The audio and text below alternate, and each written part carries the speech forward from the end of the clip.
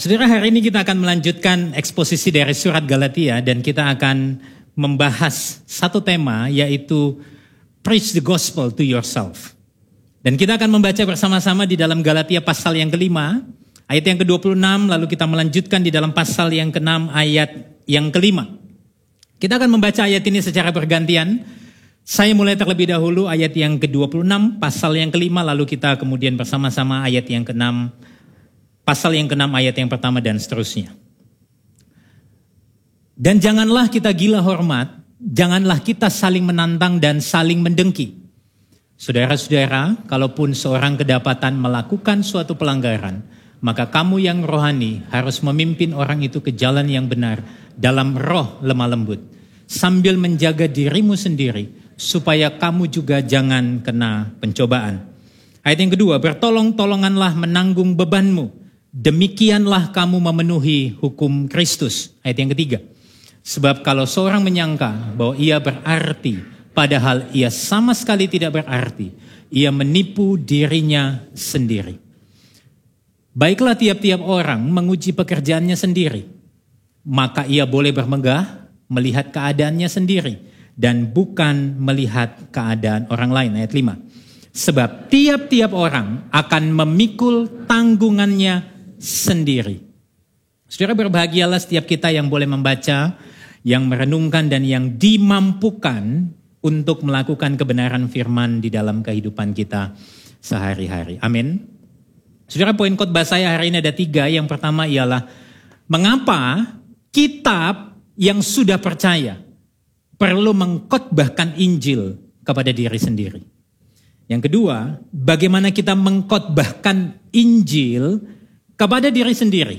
Dan yang ketiga, Injil apa yang kita khotbahkan kepada diri sendiri. Nah, kita akan mulai di dalam poin yang pertama. Mengapa kita yang sudah percaya masih perlu mengkhotbahkan Injil kepada diri sendiri? Saudara, saya memulai ini dengan sebuah ilustrasi. Saya ingin kita boleh membayangkan ilustrasi ini, di mana ada 2 keadaan yang seringkali kita alami di dalam kehidupan kita. Saudara, keadaan yang pertama, saudara boleh bayangkan di mana ketika saudara bangun dari tidur saudara dan kemudian saudara langsung punya minat untuk bersaat teduh. Lalu setelah saudara bersaat teduh, saudara kemudian pergi mencari makan atau sarapan untuk mengisi perut saudara yang kosong sepanjang malam. Lalu saudara siap-siap pergi ke kantor. Sampai saudara di kantor, saudara duduk dengan tenang di meja saudara dan semua pekerjaan saudara bisa saudara selesaikan dengan baik. Sekalipun mungkin ada masalah-masalah yang menjumpai Anda di hari itu. Setelah selesai dari kantor, saudara pulang ke rumah, saudara ketemu dengan anak istri saudara atau pasangan saudara, lalu kemudian saudara bisa memeluk mereka dengan penuh kasih, dengan penuh cinta. Bagi yang jomblo, saya nggak pengen ini ya, membuat saudara makin gelisah hari ini, ya. Setelah saudara melakukan semua itu, lalu saudara ingat, aduh, aku kayaknya tergerak nih, nolongin seseorang. Sehingga saudara bergegas, buka handphone saudara, saudara transfer sejumlah uang kepada orang yang saudara pengen tolong. Ini keadaan yang pertama. Tapi bayangkan kalau yang terjadi sebaliknya. Waktu saudara bangun tidur, tiba-tiba saudara kaget karena saudara melihat saudara bangun kesiangan. Dan ternyata alarm yang saudara pasang tidak berbunyi. Saudara masuk ke kamar mandi, kalau dulu di seminari kita sering bilang ini gaya mandi bebek. Ya, ambil air, gosok-gosok, pergi. Sampai di kantor, saudara belum duduk, pimpinan saudara sudah ngoceh, sudah ngomel-ngomel. Begitu Anda duduk, yang Anda hadapi sepanjang hari itu hanyalah masalah. Sepanjang hari berlalu, saudara mengalami banyak sekali masalah, hati dan pikiran saudara sudah mulai gak nyaman. Selesai pekerjaan saudara, saudara pulang ke rumah, lalu kemudian ketemu dengan pasangan saudara dan anak-anak saudara yang bilang begini, "Pa, Ma, kapan kita liburan? Teman-teman lo yang lain pergi liburan, masa aku ndak diajak liburan toh, Ma?" Lalu saudara, hati saudara mulai berkecamuk di situ. Belum lagi saudara ingat tadi pimpinan saudara bilang kalau kamu tidak perform 3 bulan kemudian kamu di PHK. Saudara, pertanyaan saya lewat ilustrasi ini begini. Versi yang mana yang saudara inginkan? Yang pertama dong ya. Yang pertama lah pastor, kalau boleh semuanya berjalan baik, rohani, jasmani terpenuhi dan sebagainya. Tapi pertanyaan saya yang kedua adalah versi mana yang lebih sering muncul?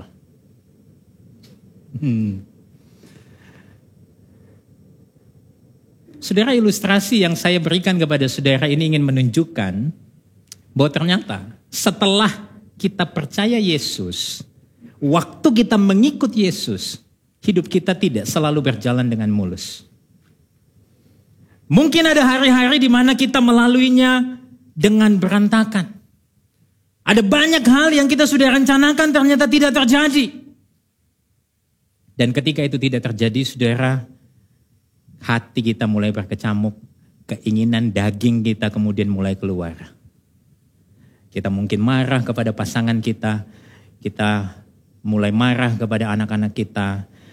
Hati kita sudah mulai kemudian dikendalikan oleh keinginan daging kita. Saudara, ternyata apa yang mungkin saudara dan saya alami itu juga dialami oleh jemaat-jemaat di Galatia. Orang-orang Kristen di Galatia. Hidup mereka mungkin tidak selalu berjalan dengan mulus. Lalu kemudian karena keadaan-keadaan yang seperti itu, ada keinginan-keinginan hati yang menguasai mereka. Keinginan-keinginan daging yang menguasai hati mereka. Apa yang terjadi saudara kalau kita membaca kembali ayat ke-26 di pasal ke-5. Di sana dikatakan demikian. Dan janganlah kita gila hormat. Janganlah kita saling menantang dan saling mendengki. Saudara, saya rasa Pastor Dave sudah menjelaskan di minggu yang lalu tentang frasa janganlah kita gila hormat.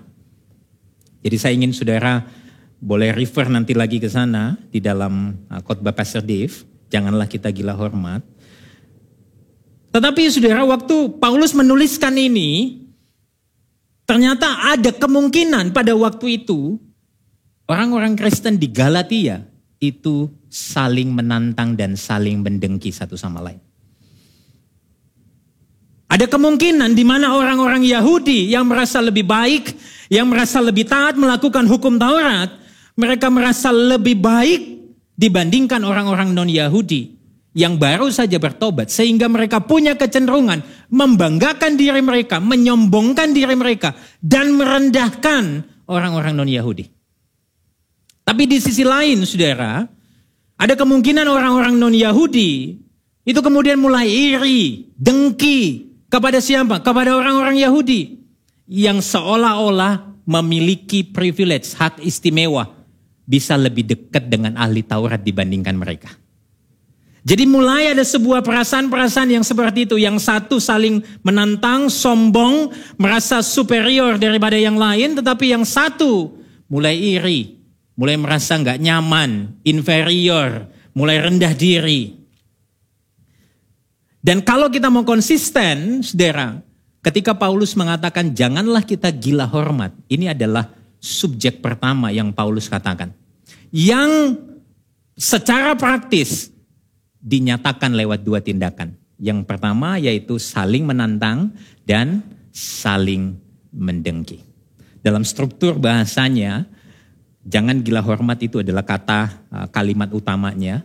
Kalimat pelengkapnya itu jangan menantang dan jangan saling mendengki. Saudara, apa sih artinya saling menantang? Saling menantang itu artinya provokatif. Yang dimana bisa dipahami sebagai sebuah sikap seseorang dengan yakin dia merasa lebih superior, dia merasa lebih unggul daripada orang lain, dan akhirnya dia memandang rendah orang lain. Provokatif, dia looking down kepada orang lebih rendah.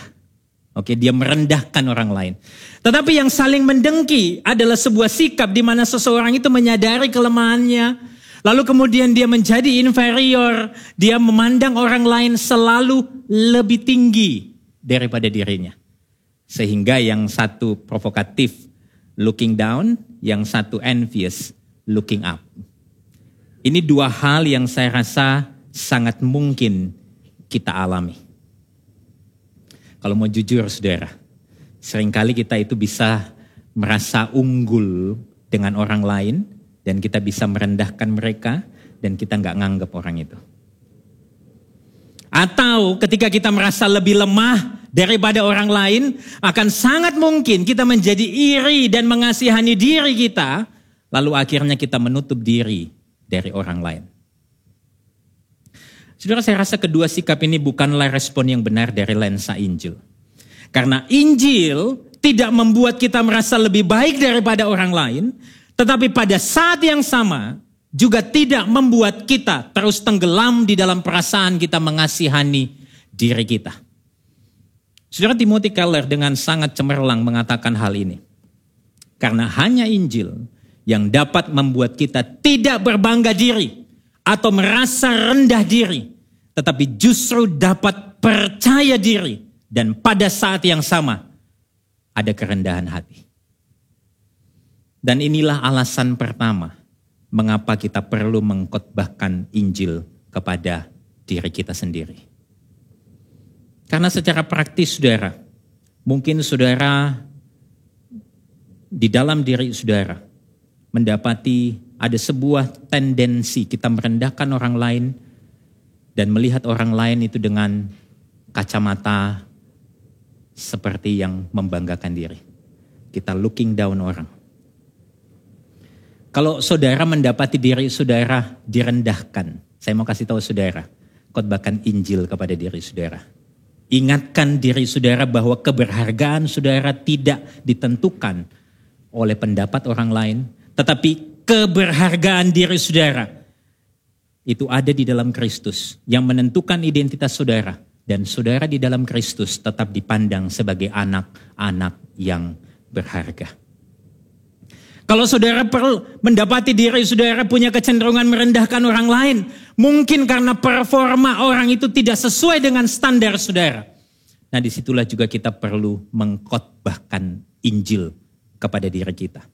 Bahwa apa? Bahwa ternyata standar yang kita anggap baik ternyata belum tentu memuaskan Tuhan.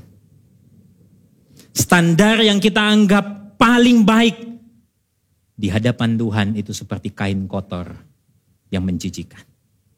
Dan ternyata tidak memuaskan Tuhan. Itulah sebabnya kita perlu mengingatkan diri kita tentang Injil, kasih karunia. Saudara, kalau kita ada sebagaimana kita ada hari ini, itu semata-mata karena kasih karunia Tuhan. Sehingga kalau kita ketemu dengan orang yang mungkin secara performa tidak sesuai dengan standar saudara, yang keluar bukanlah perkataan kasar, bukanlah perkataan yang merendahkan, tetapi justru saudara melihat orang itu dengan kacamata belas kasihan. Nah, lebih lanjut saudara, kalau kita kembali lagi di dalam teks kita, Paulus kemudian memberikan nasihat lain kepada jemaat Galatia di dalam pasal yang ke-6. Dia katakan demikian, saudara-saudara, kalaupun seorang kedapatan melakukan suatu pelanggaran, maka kamu yang rohani harus memimpin orang itu ke jalan yang benar dalam roh lemah lembut. Sambil menjaga dirimu sendiri supaya kamu jangan kena pencobaan. Saudara, menarik sekali setelah Paulus mengatakan jangan, sebuah larangan dalam tanda kutip, Paulus kemudian menyapa jemaat itu dengan sebuah sebutan, saudara-saudara. Paulus tidak mengatakan, hai kamu orang-orang Galatia. Atau hai kamu orang-orang yang sudah diselamatkan. Dia tidak memanggil jemaat di Galatia dengan sebutan demikian. Tetapi dia mengatakan saudara-saudara.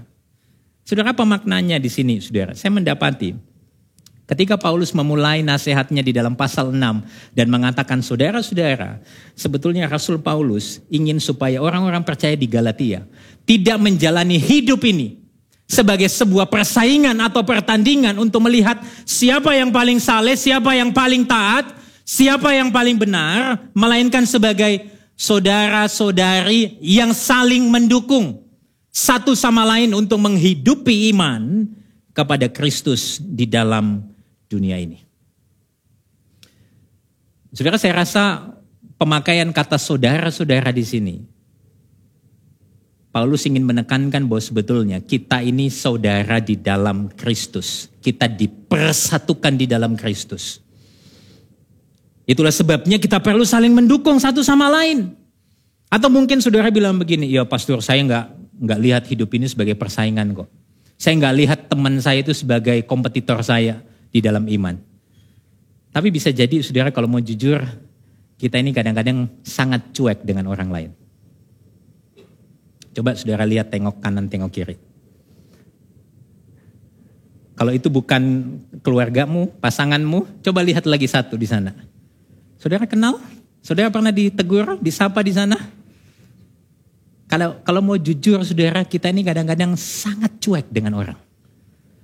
Atau mungkin sedikit lebih baiklah. Wow, saya nggak cuek-cuek amat lah pastor. Pastor ini salah nih. Masa bagi-bagi dituduh cuek? Enggak lah ya. Mungkin kita mau bersosialisasi. Tapi mungkin kita tidak sedang berelasi.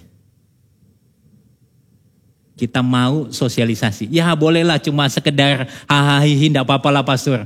Apalagi saya kan yang orang yang introvert extrovert, bolehlah. Tapi yang introvert bilang, aduh ini kayaknya susah nih. Terus tapi enggak apa-apa lah, diingetin mesti kayak begitu. Tapi jangan-jangan saudara, tujuannya sekedar sosialisasi tapi kita enggak berelasi.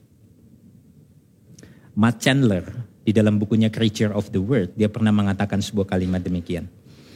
Teknologi itu memungkinkan manusia terhubung dan bersosialisasi satu sama lain dengan mudah. Tetapi connectivity, terhubung, itu tidak sejajar dengan community. Connectivity tidak sejajar dengan community. Dapat terhubung dengan orang lain tidak secara otomatis menandakan ada relasi yang dekat dan mendalam. Jika Anda ingin terhubung dengan orang lain tanpa tertanam di dalam komunitas, gampang sekali. Yang perlu Anda lakukan hanyalah datang ke sebuah kedai kopi. Saya nggak boleh sebut merek di sini, saudara. Saudara pergi aja ke sebuah tempat, saudara duduk di sana, saudara pesan minuman, lalu saudara senyum-senyum sedikit dengan orang-orang di sekitar saudara. Ya bolehlah sedikit basa-basi. Mungkin orang lain bilang ini kayaknya lagi stres ini. Mungkin saudara akan terhubung di sana. Tapi saudara tidak sedang berelasi. Atau bisa jadi saudara bisa sama-sama dengan orang di dalam kedai kopi itu. Tapi saudara masih saja bisa merasa sendirian. Lebih ironis lagi. Ternyata ini juga sering kali terjadi dalam kehidupan gereja. Saudara ada di ruangan yang sama, betul? Kita semua ada di ruangan yang sama. Kita memuji Tuhan dengan pujian yang sama. Kita mendengarkan khotbah yang sama. Tapi sering kali saudara, saya menjumpai ada orang-orang yang bilang sama saya, pastor, setelah ibadah saya pulang sendirian, gak ada siapa-siapa yang menyapa saya. Ketika saya ketemu dengan orang-orang yang baru join CG, lalu saya tanya alasannya dan sebagainya, kami ngobrol. Ada beberapa alasan yang sama yang mengatakan bahwa saya kesepian. Itu sebabnya saya mau join CG. Tapi ada fenomena di mana sekalipun kita ada di ruangan yang sama, kita belum tentu bisa berelasi satu sama lain. Nah disinilah saudara, kita perlu mengkhotbahkan diri kita Injil. Karena apa saudara? Karena sesungguhnya hanya Injil yang telah dan akan terus mengikat serta mempersatukan kita sebagai satu tubuh di dalam Kristus. Sewaktu kita mengkhotbahkan Injil kepada diri kita sendiri, di sanalah kita menyadari kita ini semua orang-orang yang sama-sama berdosa, tidak layak di hadapan Allah yang kudus. Tapi kita ini semua diselamatkan dan diberikan hidup yang baru di dalam Kristus. Saudara, dengan kesadaran ini, maka kita akan dimampukan untuk melihat diri kita dan melihat orang lain dengan cara pandang yang benar. Saudara, Injil itu yang mempersatukan kita, bukan yang lain. Injil yang mengikat kita, bukan yang lain. Saya kasih contoh, saudara. Saudara, selama saya melayani sebagai seorang hamba Tuhan Kira-kira dari 2009 saya lulus dari seminari, saya melayani sampai hari ini. Ketika masuk di dalam pelayanan pengembalaan, lalu kemudian menjumpai komunitas-komunitas kecil yang hari ini kita sebut di gereja ini care group. Seringkali kalau orang mau masuk care group itu selalu ada pesan pesan sponsornya. Bilangnya begini sama saya, "Pastor, kalau boleh nih pastor, sama yang sepantaran dong pastor. Jangan yang terlalu tua, jangan juga terlalu muda pastor. Yang sepantaran supaya musimnya sama, bisa ngobrol sama, nyambung." Nggak salah sih ya. Saya tidak bilang ini sesuatu yang salah, tetapi kita melangkah lagi lebih lanjut, tujuannya apa saudara? Terkadang itu memoles berhala kenyamanan kita. Kita pengen cari nyaman di sana. Tapi ketika saya masuk di Gibeon, saudara, pertama kali tahun 2022 di bulan Januari, Pastor Mike lalu kemudian mengatakan kepada saya, setiap tim pastoral di sini itu digembalakan di sebuah care group. Kata digembalakan artinya saya menjadi orang yang digembalakan, pasif dalam tanda kutip. Lalu dalam hati saya bilang begini, loh kalau begitu ngapain saya sekolah teologi? Kan itu memang bagian saya, mengembalakan. Tapi kok ini lucu ya, digembalakan. Oke lah. Wah saya senang sekali, artinya apa? Saya punya kesempatan untuk duduk bukan sebagai pemimpin tetapi sebagai murid. Wah senang sekali, lalu saya tanya di mana pastor? Saya ditempatkan di sebuah care group. Karena saudara semua jemaat Gibeon, saya bilang nama care groupnya Little Lamb Is. Little Lamb Is. Saya rasa mungkin ada di antara saudara membernya Little Lamb Is ini. Nanti setelah ini saudara tolong jangan rajam saya. Ya. Waktu saya datang saudara pertama kali, saya ngobrol-ngobrol, datang di sana lalu kemudian jumlahnya makin bertambah. Saya menjumpai saudara satu fenomena yang cukup menarik. Member di dalam care group Little Lamb Is ini rentang usianya itu kira-kira 30-40 tahun. Dari yang masih pacaran sampai yang sudah punya cucu. Mungkin saudara mulai geleng-geleng, gimana bisa nyambungnya? Saya kasih tahu saudara, Injil yang mengikat kami. Waktu saya datang saudara mulai muncul perasaan, ini kasihan loh yang lagi pacaran, dengerin yang punya cucu. Apakah dia tidak akan semakin minder? Tapi yang sudah punya cucu senang juga. Tidak apa-apa pastor, biar kita lebih muda, gaul sama yang muda. Kadang-kadang mulai tidak tahu diri juga. Tapi saudara, kalau mau jujur, waktu saya ada sampai hari ini sebagai member di Little Lamb Is, saya melihat Injil yang mengikat mereka. Ini bukan tentang musim hidup, ini bukan tentang satu hobi yang sama. Karena pada akhirnya care group bukan tentang social club, bukan tentang tempat kita ngumpul, kita punya hobi yang sama, makanya kita ada di dalam satu komunitas. Tapi care group ini bicara tentang apa? Bicara tentang bagaimana Injil itu mengkalibrasi hati kita. Injil bisa berbicara melalui orang yang tua, melalui orang yang muda. Selama Injil yang dibicarakan, Injil itu yang akan mengikat engkau dan saya. Wow. Tadi ada guyonan di grup, pastor ada lagi yang mengikat kita. Apa? Sate dan bebek katanya. Ya benar juga sih ya. Tapi di atas itu saudara, Injil itu yang mengikat kita. Sudah sewaktu saudara mengkhotbahkan Injil, ketika saudara ketemu dengan siapapun, saudara tidak akan merasa superior atau saudara juga tidak akan merasa inferior. Karena Injil itulah yang mengikat kita. Nah selanjutnya saudara, Paulus mengatakan apa? Kalaupun seorang kedapatan melakukan suatu pelanggaran, maka kamu yang rohani harus memimpin orang itu ke jalan yang benar dalam roh lemah lembut sambil menjaga dirimu sendiri supaya kamu juga jangan kena pencobaan. Saudara, sekarang kita coba pikirkan, mana yang jadi kecenderungan kita waktu kita mendapati seseorang itu melakukan pelanggaran? Apakah kita adalah orang-orang yang lebih cepat untuk menghakimi atau mengkritik, atau kita justru menjadi orang yang malas untuk menegur atau mengingatkan. Saudara, di dalam natur kedagingan kita sering terjebak di dalam dua sikap ini. Kita cepat untuk menghakimi, seolah-olah kita adalah polisi yang bertugas untuk menyatakan kebenaran. Tetapi satu sisi, kita mungkin malas untuk negur, seperti tetangga yang masa bodoh dengan hidup saudara. Atau mungkin saudara bilang begini, aku tidak cepat menghakimi kok pastor. Aku juga kadang-kadang bisa kok kasih tahu. Tapi mungkin saudara, postur kita itu seperti perumpamaan yang diberikan Yesus di dalam Lukas 18.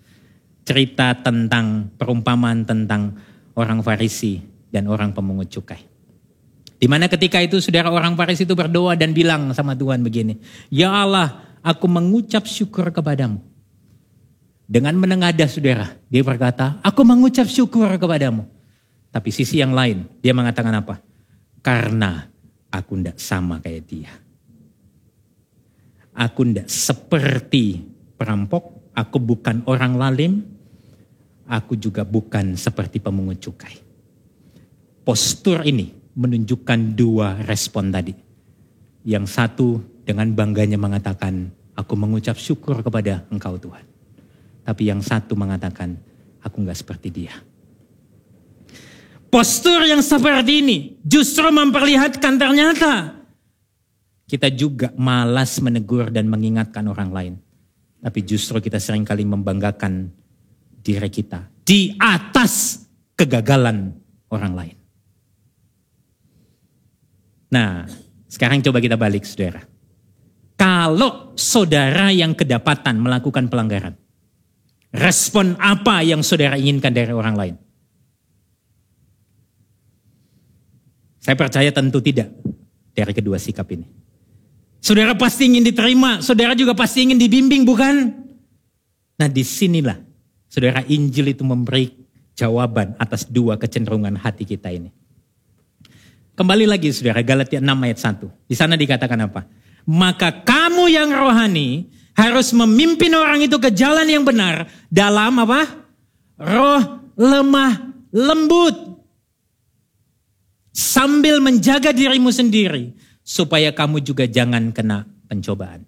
Apa sih artinya kamu yang rohani? Apakah di sini berarti bahwa hanya rohaniawan, hamba Tuhan saja yang punya kapasitas untuk memimpin orang ke jalan yang benar? Saya rasa Paulus tidak sedang membuat sebuah struktur rohani di mana hamba Tuhan itu lebih rohani dan jemaat rohaninya biasa saja. Saya juga sering mendapati saudara, ternyata kita suka memberi dan mengklasifikasikan yang lebih rohani, yang gak rohani. Dengan perkataan kayak begini, ya pastor, kan pastor itu lebih rohani lah, saya ini aduh gak rohani-rohani amat lah pastor. Pastor yang pasti lebih dekat sama Tuhan. Saudara, statement ini sangat berbahaya sekali. Lebih dekat sama Tuhan artinya saudara sedang mendoakan para hamba Tuhan lebih cepat mati. Ya pastor lebih dekat Tuhan, lebih holy pastor. Saudara, Paulus tidak sedang mengklasifikasikan hal ini. Paulus di sini berbicara bahwa setiap pribadi yang ada di dalam Kristus, yang hidupnya dipimpin oleh Roh Kudus, mereka adalah orang-orang yang rohani. Kita sudah bahas ya Galatia pasal 5, hidup yang dipimpin Roh. Kehadiran buah roh di sana. Orang-orang yang hidup di dalam Kristus, yang hidupnya dipimpin oleh roh, adalah orang yang rohani. Maka itu artinya, tanggung jawab untuk memimpin orang ke jalan yang benar adalah tanggung jawab engkau dan saya sebagai orang-orang yang ada di dalam Kristus.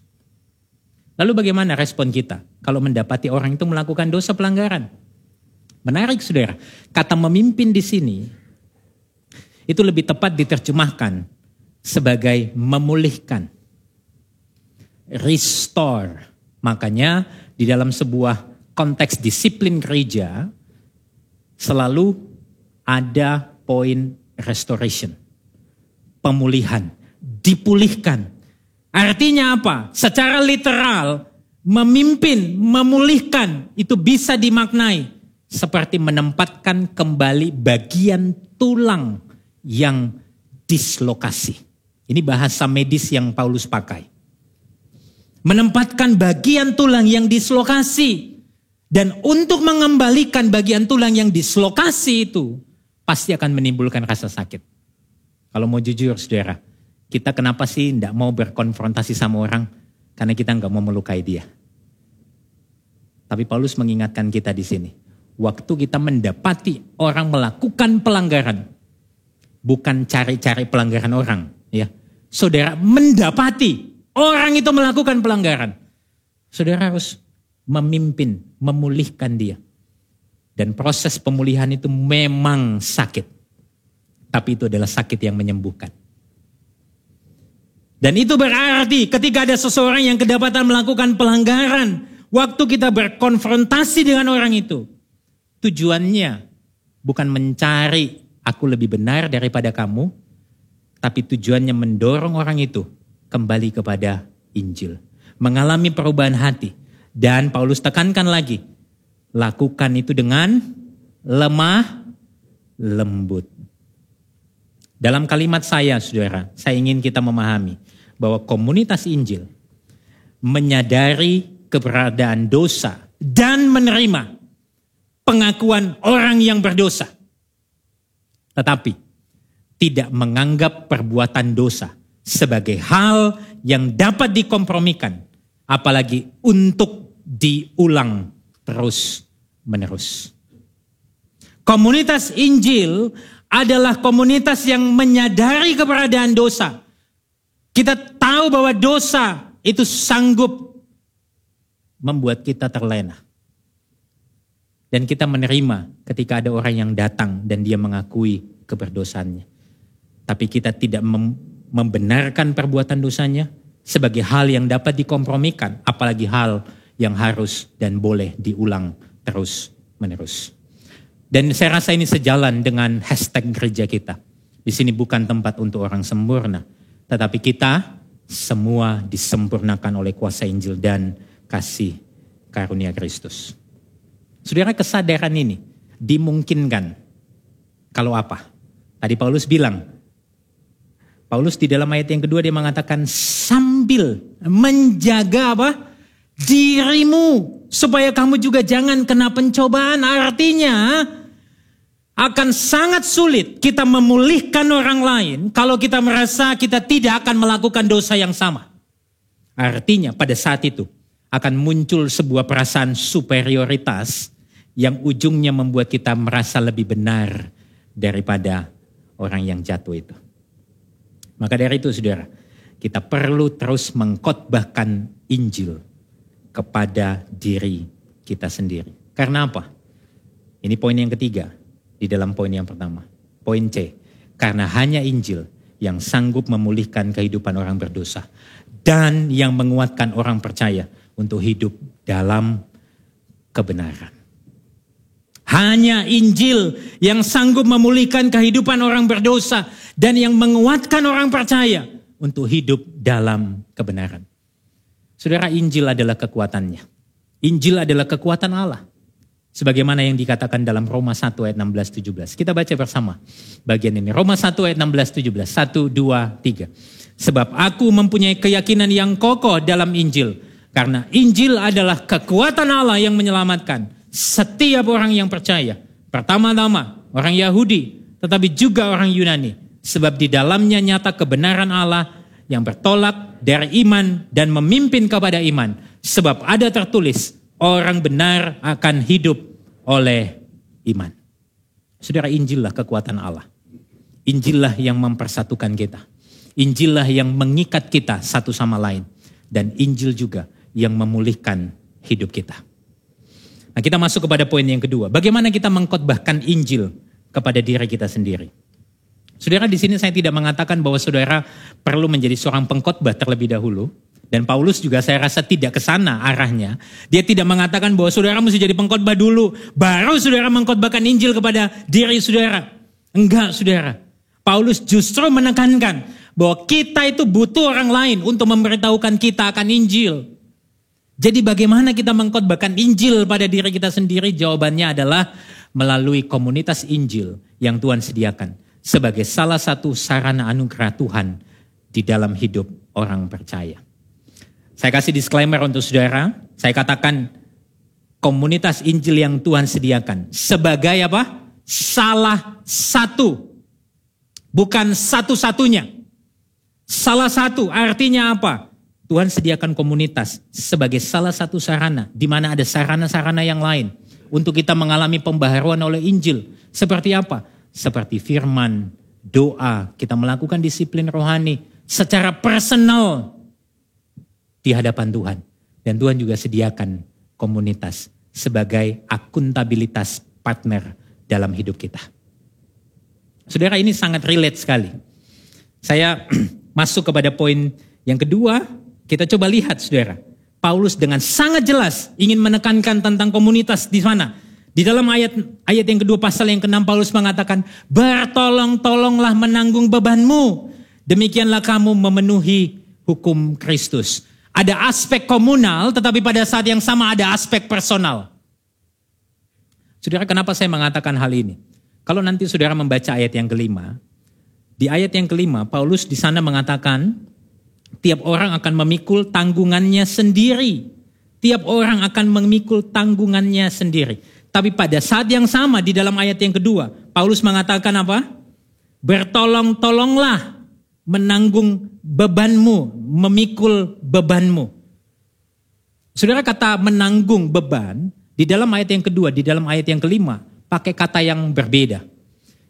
Kata menanggung beban di dalam ayat yang kedua pasal yang ke-6 ini bicara tentang sebuah tanggungan yang begitu berat yang gak bisa dipikul seorang diri. Tapi di dalam ayat yang kelima, kata beban di sana itu adalah beban yang dimana Tuhan itu berikan kepada setiap pribadi. Ibaratnya saudara, saya kasih contoh sederhana. Ada beban yang perlu kita tanggung secara personal, ada yang perlu ditanggung bareng-bareng. Contoh. Kalau saudara sebagai seorang mahasiswa, lalu saudara sepanjang hari di suatu saat saudara bermain game terlalu lama, lalu kemudian keesokan harinya saudara tidak fit untuk mengikuti kuliah, itu artinya apa saudara? Itu adalah tanggung jawabmu sebagai seorang mahasiswa. Tanggungan yang perlu saudara tanggung seorang diri. Saudara gak bisa bilang gini, yo karena temanku ndak bangunin aku, temanku yang ndak kasih tahu aku kalau aku terlalu banyak main game. No, itu tanggungan saudara. Tapi kalau ada seorang mahasiswa yang hidupnya seorang diri, karena nggak lagi punya orang tua misalnya, dan tidak sanggup membayar biaya studinya, maka itu menjadi tanggung bersama. Menjadi sebuah beban yang bisa kita tanggung bareng-bareng. Saudara paham maksud saya ya? Ada tanggungan, beban yang memang secara komunal, ada juga tanggungan secara personal. Artinya, saudara tidak bisa mencampur adukan ini. Saya percaya dengan hikmat Tuhan kita dimampukan untuk memilih mana yang menjadi tanggung jawab secara komunal, mana yang secara personal. Tetapi apapun itu saudara, Paulus ingatkan kita, bertolong-tolonglah menanggung bebanmu. Di dalam komunitas kita perlu saling tolong-menolong. Nah, saya kasih gambar saudara. Lihat ya gambar ini. Ini bukan gambar di mana seorang wanita yang lebih muda pegang seorang wanita yang tua lalu kemudian dijorokin ke selokan, saudara. Enggak ya. Saudara, saya memakai gambar ini untuk menunjukkan, untuk menanggung beban orang lain, saudara tidak bisa dengan berteriak dan menyemangati orang itu. Ayo, ayo, ayo. Tapi saudara perlu ada bersama-sama dengan dia. Saudara, kita nggak bisa hanya seperti seorang penonton yang sedang memberikan sorak-sorai dan menyemangati 11 orang lain yang sedang bertanding di dalam sebuah pertandingan sepak bola. Saudara dan saya tidak dipanggil untuk menjadi penonton, amin. Saudara dan saya dipanggil untuk menjadi pemain yang dimana kita bisa hidup saling tolong menolong satu sama lain. Artinya, kalau saudara mengerti ini, kita perlu berada di dekat orang-orang yang sedang mengangkat bebannya seorang diri dan menempatkan kekuatan kita bersama-sama dengan orang tersebut. Sehingga beban orang itu tersalurkan dan menjadi lebih ringan. Jadi bagaimana kita mengkhotbahkan Injil kepada diri sendiri? Melalui komunitas Injil. Di mana di dalam komunitaslah kita dapat merefleksikan kembali kebenaran Injil bersama-sama orang lain. Saudara, hari ini saya juga ingin memberikan sebuah pesan pengembalaan kepada saudara semua, terkhusus mereka yang ada di dalam care group. Pesan pengembalaannya apa, saudara? Hari ini kita membuka mini recruitment untuk kids sebagai teaching assistant dan juga multimedia photographer. Saudara, kenapa saya ingin mengencourage Anda yang ada di dalam care group? Supaya kita bisa menghidupi kebenaran ini. Kita saling tolong-menolong, menanggung beban satu sama lain. Mungkin saudara bilang, saya kan pengen pastor, tapi saya belum di dalam care group. It's okay. Karena kami ingin memastikan saudara setiap pribadi, saudara dan saya dimuridkan. Dimuridkan terlebih dahulu. Dan kami pengen konsisten dengan sebuah kesadaran bahwa setiap murid pasti akan selalu rindu melayani. Amin. Tapi ternyata seorang pelayan, orang-orang yang melayani belum tentu adalah orang-orang yang mau dimuridkan. Itulah sebabnya kami pengen memastikan saudara semua sudah dimuridkan. Sehingga kesadaran itu muncul secara natural untuk melayani. Dan kami juga gak pengen manfaatin saudara. Itu sebabnya ada journey yang kami sediakan. Tadi ada kelas APB. Itu adalah fase di mana Anda yang sudah ada di dalam care group, sudah mengikuti APS, bisa kemudian belajar lagi, diingatkan lagi. Ini adalah journey supaya apa? Supaya ingin memastikan saudara tidak dimanfaatkan oleh gereja. Tapi justru di dalam gereja ini, saudara dibangun menjadi murid-murid. Nah, saya ingin memberikan pesan pengembalaan ini kepada saudara semua sebagai murid-murid Kristus, terutama yang ada di dalam care group. Ayo, mari kita bergabung bersama-sama, saling menolong, menanggung beban satu sama lain. Dan setelah Paulus bilang, bertolong-tolonglah menanggung bebanmu, Paulus mengatakan apa? Dengan demikian kamu memenuhi hukum Kristus. Apa artinya? Apakah ini artinya kalau kita sudah berkomunitas, kita sudah melayani, kita itu lebih baik dan lebih saleh, kita sudah sesuai dengan standarnya Kristus? Tentu tidak, saudara. Karena kita tahu semua, kalau kita bisa terikat satu sama lain di dalam sebuah komunitas, kita bisa melayani satu sama lain. Itu semata-mata karena anugerah Allah. Amin. Nah, saudara, di dalam konteks Galatia, Paulus dengan sangat brilian memakai istilah memenuhi hukum Kristus. Sebetulnya untuk apa? Untuk memberikan pukulan yang telak kepada para Judaizer, para ahli-ahli Taurat, guru-guru palsu yang mencoba membuat orang-orang Kristen di Galatia berada kembali di bawah hukuman, tuntutan hukum Taurat. Dan disinilah Paulus dengan tegas mengatakan kepada jemaat Galatia bahwa daripada mereka menempatkan diri mereka di bawah tuntutan memenuhi hukum Taurat yang jelas-jelas tidak mungkin mereka bisa penuhi. Sebaliknya, baiklah mereka saling bertolong-tolongan menanggung beban. Supaya dengan demikian mereka menghidupi perintah Kristus sebagaimana yang dinyatakan dalam Injil Yohanes pasal 13 ayat 34 sampai 35. Kita baca bersama. Yohanes 13 ayat 34 35. 1 2 3. Aku memberitakan perintah baru kepada kamu, yaitu supaya kamu saling mengasihi. Sama seperti aku telah mengasihi kamu, demikian pula kamu harus saling mengasihi. Dengan demikian semua orang akan tahu bahwa kamu adalah murid-muridku, yaitu jikalau kamu saling mengasihi. Saudara, tindakan melayani, tindakan saling mengasihi, itu tidak terpisahkan daripada kehidupan seorang murid.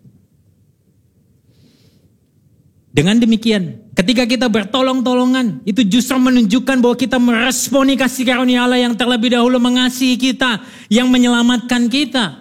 Dan ini sangat sejalan, saudara, dengan apa yang Paulus katakan di dalam pasal 6 ayat 3. Di situ Paulus mengatakan, sebab kalau seorang menyangka bahwa ia berarti, padahal ia sama sekali tidak berarti, ia menipu dirinya sendiri. Tim Keller, saudara, meresponi ayat ini dengan mengatakan demikian. Jadi jika seseorang berpikir bahwa dirinya berarti, padahal sebenarnya bukan siapa-siapa, maka mereka akan selalu menganggap kepentingan diri mereka lebih penting daripada orang lain. Dan gagal untuk memperhatikan serta membantu orang lain. Saudara, perkataan ini menunjukkan bahwa cara kita memperlakukan orang lain. Saya sekali ulangi lagi. Cara kita memperlakukan orang lain itu bergantung pada apa yang kita pikirkan tentang diri kita sendiri. Kalau seseorang itu menilai dirinya dari segala sesuatu yang dia capai, dia merasa bahwa apa yang ada padanya hari ini karena seluruh kerja kerasnya, maka sangat mungkin mereka akan terlalu egois untuk memberi diri dalam melayani dan membantu orang lain. Karena apa? Bisa jadi mereka akan berkata, kalau kamu mau berhasil, kerja keras dong kayak saya. Alhasil saudara, melayani dan membantu orang lain itu dipandang sebagai sebuah hal yang hanya merendahkan harga dirinya. Padahal kalau kita tahu Injil, saudara, Yesus satu kali pernah berkata di dalam Yohanes 15 ayat 5. Kita baca sama-sama. Yohanes 15 ayat 5. 1, 2, 3. Akulah pokok anggur dan kamulah ranting-rantingnya. Barang siapa tinggal di dalam aku dan aku di dalam dia, ia berbuah banyak. Sama-sama. Sebab di luar aku, kamu tidak dapat berbuat apa-apa. Kalau kita bisa saling tolong menolong, kita perlu ingatkan kebenaran ini. Bahwa itu semata-mata karena Allah yang memampukan dan menopang kita. Nah, inilah menjadi poin B di dalam perenungan kita yang kedua. Bagaimana kita mengkhotbahkan Injil kepada diri kita. Dengan mengingat bahwa hanya di dalam Kristus kita menjadi berharga. Dan hanya melalui kasih karunia-Nya kita ada sampai hari ini. Tapi yang menarik saudara, Paulus di dalam ayat 4, pasal yang ke-6 ini mengatakan demikian. Baiklah tiap-tiap orang menguji pekerjaannya sendiri. Maka ia boleh bermegah melihat keadaannya sendiri dan bukan melihat keadaan orang lain. Di satu sisi, seolah-olah Paulus bilang, kami tuh gak berarti. Tapi di sisi yang lain Paulus bilang, kamu boleh kok bermegah. Lalu mana yang benar? Saudara, ayat ini tidak sedang berkontradiktif satu sama lain. Yang Paulus katakan bahwa kita ini nothing dan kita ini adalah orang-orang yang bisa bermegah dengan keadaan kita sendiri. Maksudnya ada di poin yang ketiga, saudara. Injil apa yang kita khotbahkan kepada diri kita? Paulus di sini tidak sedang berkontradiksi dengan dirinya sendiri dan dengan perkataannya. Kalau Paulus mengatakan kalau kita hidup pada hari ini kita harus sadar ini semata-mata kasih karunia Tuhan. Kita ini nothing. Tapi hari ini kalau kamu sudah diselamatkan, kamu sudah terima keselamatan itu. Kita ini something. Dari nobody and somebody. Ini adalah sebuah ketegangan yang kita hidupi setiap hari. Kadang-kadang saudara kita merasa bahwa kalau semua ini karena aku, disitulah kita perlu mengkhotbahkan Injil pada diri kita. Tapi kalau kita merasa kemudian gagal, minder, kita juga perlu mengkhotbahkan diri kita akan Injil. Kalau bahasa dari Martin Luther, dia mengatakan kita ini orang benar, tapi pada yang sama kita adalah orang berdosa. Tapi sayangnya saudara, kecenderungan kita ini justru seringkali kita itu merasa paling benar tanpa dosa. Tapi di satu sisi kita juga kadang-kadang bisa merasa paling berdosa tanpa lagi layak menerima kebenaran Allah. Nah, realitas ini sebetulnya menyadarkan kita bahwa kita ini semua perlu terus mengkalibrasi pemahaman kita akan Injil setiap hari. Nah, disinilah perenungan kita hari ini. Waktu Paulus mengatakan bertolong-tolonglah menanggung beban. Saling bertolong-tolongan menanggung beban adalah cara Kristus hidup. Saling bertolong-tolongan menanggung beban adalah cara Kristus hidup. Perhatikan Markus 10 ayat 45. Kita baca bersama-sama. 1, 2, 3. Karena anak manusia juga datang bukan untuk dilayani, melainkan untuk melayani dan untuk memberikan nyawanya menjadi tebusan bagi banyak orang. Saudara, di sini Yesus tidak hanya menunjukkan keteladanan dalam melayani serta saling bertolong-tolongan supaya kita menjadikan Yesus itu teladan kita saja. Celakanya banyak orang Kristen hanya berhenti di sini. Akhirnya apa? Mereka merasa superior, merasa arogan waktu bisa berhasil melakukan apa yang Tuhan perintahkan. Tapi satu sisi mereka menjadi inferior, minder ketika gagal menghidupi. Kita gak boleh berhenti di sini, saudara. Justru kita perlu kembali melihat kepada karya Kristus yang dikerjakannya bagi kita yang tidak mampu dan gagal ini untuk memenuhi hukum Kristus. Perhatikan bagian ini. Yesus justru yang menanggung beban hukuman dosa. Dia rela tergantung di atas kayu salib, menggantikan kita yang seharusnya menerima ganjaran, yang seharusnya menanggung hukuman atas pemberontakan dan dosa kita sendiri. 1 Petrus 2 ayat 24 mengatakan, ia sendiri telah memikul dosa kita. Kata memikul di situ boleh kita ganti dengan kata menanggung dosa kita di dalam tubuhnya di kayu salib, supaya kita yang telah mati terhadap dosa hidup untuk kebenaran. Dan bagian ini sudah pernah dimuatkan di dalam kitab Yesaya yang mengatakan, tetapi sesungguhnya penyakit kitalah yang ditanggungnya, kesengsaraan kita yang dipikulnya. Padahal kita mengira dia kena tulah, dia dipukul dan ditindas Allah, tapi dia tertikam oleh karena pemberontakan kita. Dia diremukkan oleh karena kejahatan kita. Ganjaran, beban yang mendatangkan keselamatan bagi kita ditimpakan kepadanya. Dan oleh bilur-bilurnya kita menjadi sembuh. Kita sekalian sesat seperti domba. Masing-masing kita mengambil jalannya sendiri. Tapi Tuhan menimpakan kepadanya kejahatan kita sekalian. Saudara, inilah keindahan Injil yang perlu kita khotbahkan setiap hari di dalam diri kita. Bahwa Yesus yang tidak berdosa justru harus menanggung hukuman dosa yang seharusnya ditimpakan kepada kita. Yesus yang paling benar harus ditanggung, tergantung di atas salib, menerima murka Allah atas kesalahan yang kita perbuat. Yesus yang seharusnya menerima kemuliaan tertinggi justru mengalami penolakan terbesar, penghinaan terbesar untuk menggantikan kita yang seharusnya tertolak oleh Allah. Yesus yang adalah anak Allah justru menjadi seorang hamba agar kita yang hamba dosa ini dapat diangkat menjadi anak-anak Allah. Wow. Inilah kebenaran yang perlu kita terus khotbahkan kepada diri kita. Kalau hari ini kita bisa saling tolong menolong, kita sadar ini semata-mata karena anugerah Allah yang menopang kita. Kalau hari ini kita sedang menanggung beban yang begitu berat, kita perlu ingatkan diri kita, Kristus bersama-sama kita. Dia sudah menanggung beban dosa, hukuman yang harusnya kita terima, tapi itu ditimpakan kepadanya di atas kayu salib. Supaya hari ini engkau dan saya tidak lagi merasa sendirian ketika berjalan di dalam dunia ini. Beri kemuliaan untuk Tuhan kita. Wow. Hari ini saudara, melalui perenungan ini, saya ingin mengajak betul-betul kita merefleksikan perjalanan iman kita. Ambil waktu sebentar untuk tanyakan 3 hal ini. Yang pertama, kapan terakhir kali kita merenungkan keindahan karya Kristus dengan sungguh-sungguh secara pribadi dan mengaplikasikannya dalam hidup kita sehari-hari? Yang kedua, kalau kita sadar kita ini semua dipersatukan oleh Kristus, lalu kenapa kita masih seringkali membeda-bedakan orang lain? Yang ketiga, mengapa seringkali kita sulit dalam hidup bertolong-tolongan dengan sesama? Dan bagaimana kita mengatasi hal ini?